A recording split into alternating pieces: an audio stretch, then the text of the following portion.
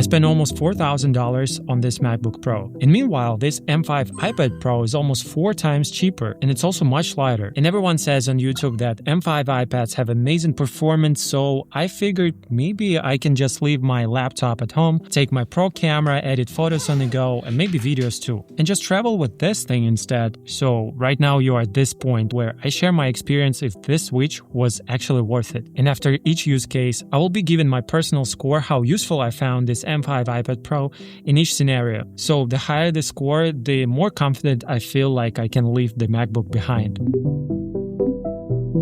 Okay, so 14-inch MacBook Pro is my main machine that runs this whole YouTube channel. And now with this iPad Pro, I can do it from anywhere really. Morning emails, chat with clients, your comments on YouTube here, and overall it is amazing. And the built-in apps for planning or scripting are also incredible. And now I use it all the time to create my scripts for videos, for developing a possible phone accessory product, and so much more. And the best part for me are multi-window apps on the iOS 26. Like one window could be a company asking my availability, and next to it I can put my calendar or notes. And for some things on the desktop, I would have to use a web version, where on this iPad I can actually use a dedicated app, which in a way is more optimized and for me personally more convenient to use than it was on the iPhone. Like Instagram app or replying to YouTube comments, I prefer doing it from here. It's very nice, and I just love that it is a smaller size tablet, because I feel like if I went for a 13-inch, it would feel too bulky, and instead maybe I would have just used the laptop. So for this kind of office workflow, writing scripts and multitasking, it's definitely a MacBook replacement. S tier for me. Now let's talk about editing raw photos, Lightroom, and just launched Apple Creative Studio and if it's worth it. Okay, now imagine I'm hiking in an amazing national park and I took some cool photos and just want to edit them quickly and post right away. Well, this thing is almost perfect. By almost, well, the perfect part is that it fits into any backpack or even into some camera sling bags. In fact, it's so slim that even with the case on, it's just barely noticeable. Actually, let me put the case on so you see what I'm talking about. So yeah, this is with the case on. It's crazy. And this was shot on that camera behind me. I posted it to Instagram if you saw, and also made it my wallpaper. Just looks incredible. And everything is done without any laptop, computer, just on this thing. And why it is almost perfect is that right now I use 2 apps for editing my photos. First one is probably you know of if you watch my channel and subscribe to it. This is Lightroom, which I've been using for the past over 10 years, but on the iPad Pro, it drains the battery super fast. On average, it's like 4 to 7% battery loss per edited photo. And now there is another app I've never actually used before, but just decided to give it a go. It's called a Pixelmator Pro. And as far as I understand it so far, this is like a hybrid mix of Photoshop, Lightroom, and Procreate. So it allows me to use Apple Pencil Pro to draw on the photos, edit them. Overall, it consumes battery less than Lightroom. Not only is it cheaper, right now I'm using it for free completely because it's a part of Apple Creative Studio subscription, which they gave me 3 months for free off with this iPad purchase. And I swear, I'm not here to advertise this app because this Pixelmator Pro app does crash sometimes. Let's say I'm editing a photo and then I get a message from someone, I go into another app, and when I go back to the Pixelmator Pro maybe 10 seconds later, all my edits are gone, or just the whole app is just frozen. And imagine for me personally, this is new software. I have to go watch something on YouTube, then go back into this app. And imagine my frustration when I see everything what I've drawn there or just edited completely gone or frozen, and there is no way to restore. So yeah, that app maybe will be improved in the future, I'm sure, but right now it feels like less stable than Lightroom. But Lightroom at the same time consumes more battery. But still, this doesn't happen really that often, so I'm able to edit all these photos that you see right now on the go. And the display on this thing is so good, it makes the whole editing process very enjoyable, much more enjoyable than on the phone, or even for vertical content, it's actually better here than on a laptop even. Also, not an advertisement, but I installed the matte screen protector here, and maybe it's not the best for editing, but on the other side, it's perfect for removing glare when I'm outdoors and the sun is hitting the display. Like you see right now, yeah, you do see the reflection, but only at a certain angle. Everything else is just super clear. Just look at this, there's barely any reflection here. It's amazing. So photo editing is A tier for me, almost perfect. Now let's talk about the pro part of this M5 iPad.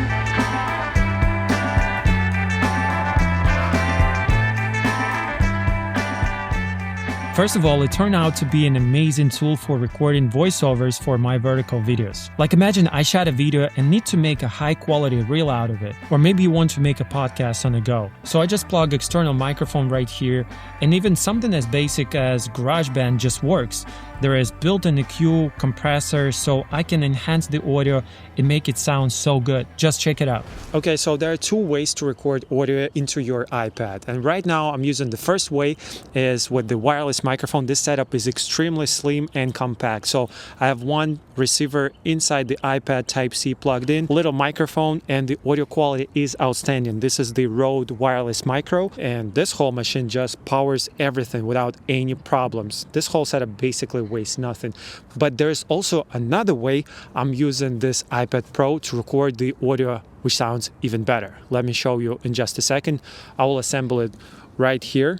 And this is the audio quality, and right now you're hearing me through a different microphone which provides really exceptional quality. You would use it for professional voiceovers, for podcasts, even through just one Type-C port the same way. And I think this is just awesome when you want to travel and you don't mind to take a little bit extra gear with you but still keep it compact. I don't even need my laptop, I don't need preamp, nothing, amplifiers.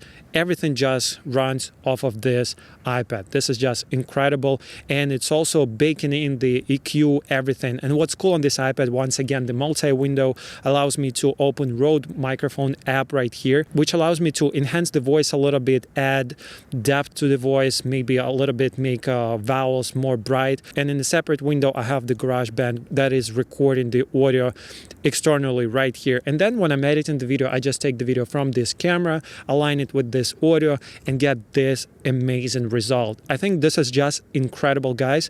Takes 5 minutes to set up, maybe even less.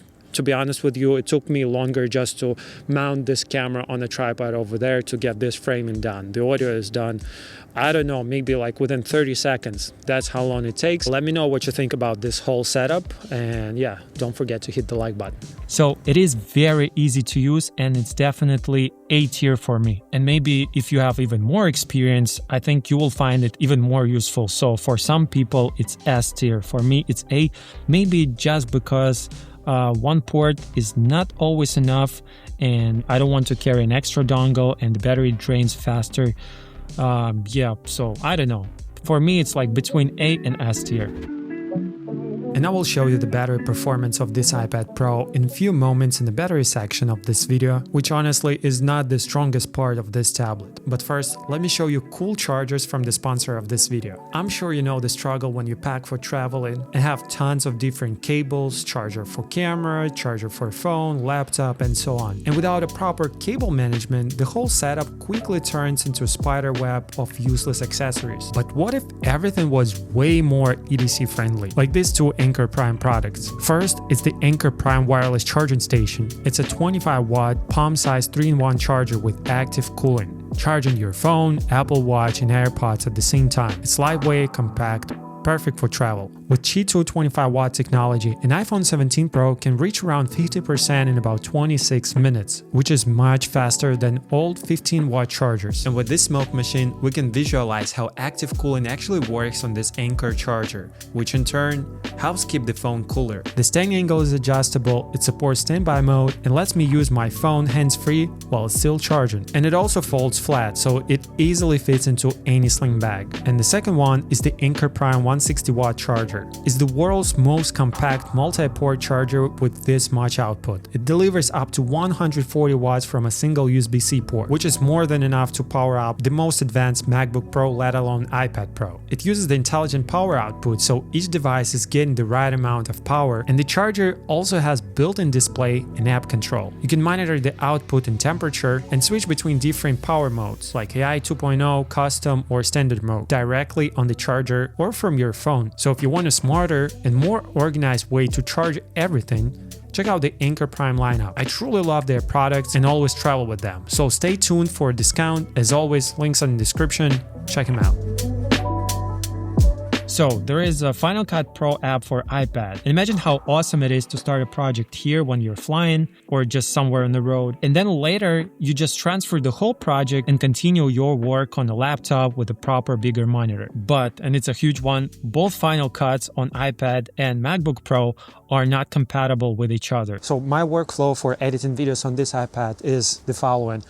Well, I shot everything on bigger camera. I transfer all the files with the dongle through this Type-C port, and I can select the best clips, best takes out of all those individual videos and edit them quickly over here while I'm flying, on the train, or wherever. And then once I'm home, I transfer this project onto the MacBook and I can color grade it, add music, and just basically have all the benefits of editing on the MacBook Pro. But the problem is when I want to go back into the editing on the iPad, I cannot use the same project. So the workflow from iPad to MacBook is great, but from the MacBook back to the iPad Pro, well, it doesn't exist really.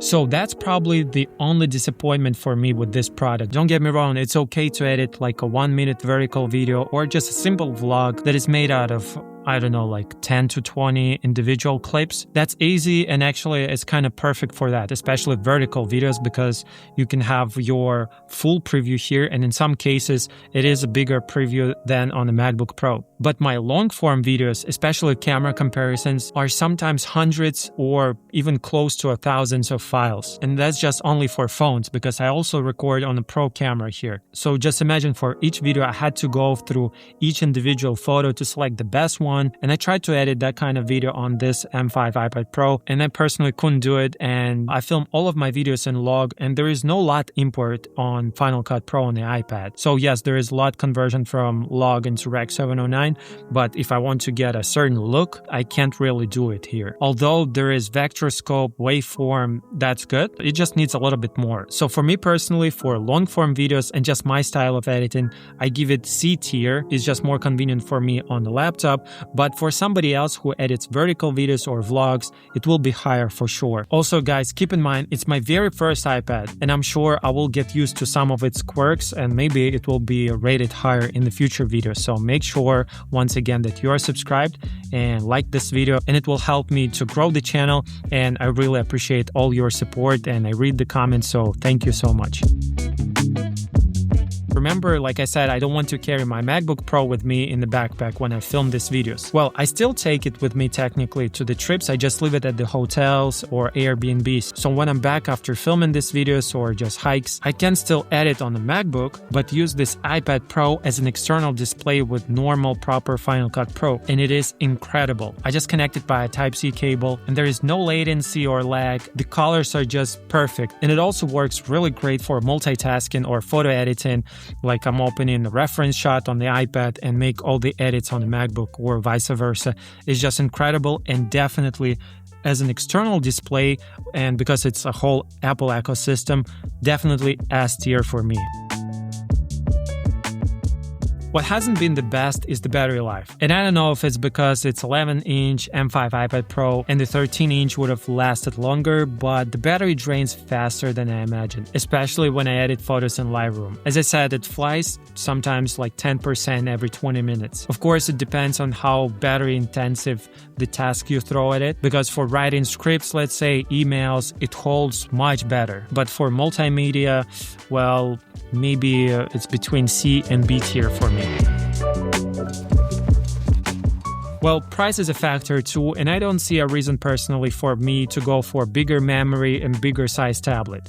Like 13-inch is more expensive, so maybe it just really makes sense to go for laptop instead. Whereas here, the 11-inch M5 iPad Pro not only is more affordable, but it's just incredibly compact. I'm surprised how portable it turned out to be. And I don't need the bigger memory either. You know, when I travel, I just back up files on this thing. When I'm home, well, I just transfer all the files, all the footage, photos from this iPad to my home NAS server, and that's it. I then clean up the memory, everything what's excessive here I remove. So I never felt the need to go for like 1 terabyte version really. So this is just as cheap, of a model as it gets for this M5 iPad Pro, and I love it. And actually similar workflow I have on my MacBook Pro. Like usually on my trips, I just back up everything to my laptop, and once I'm home, I would do the same thing, just back up everything to NAS server and clean up my MacBook Pro again.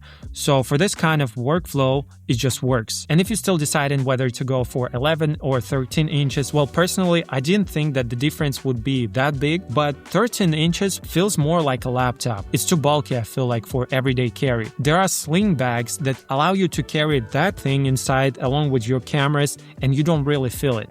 But the 13-inch, well, for me personally, it feels like at this point, why not just take a laptop with me for a full experience with keyboard and everything else? So 11-inch definitely feels like a tablet. So it's cheaper and smaller. And even if the cheaper part is out the question, like regardless of how much they cost, I would still go for this 11 inches. So there you go. If your workflow and you're into content creation, doing similar thing what I do on YouTube, well, this thing, for me, it's worth it. And I will definitely post an update version of how it goes with this iPad. Maybe I will come up with new workflows. Maybe there are some app updates or something more useful I find with it. So definitely make sure you're subscribed. And meanwhile, I will be packing this tablet for a trip for one phone launch that is happening very soon.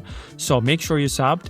And meanwhile, make sure to check out this video next, because I think it will be perfect for you. And stay tuned, guys. Really exciting phones coming to this channel. Yeah. Bye-bye.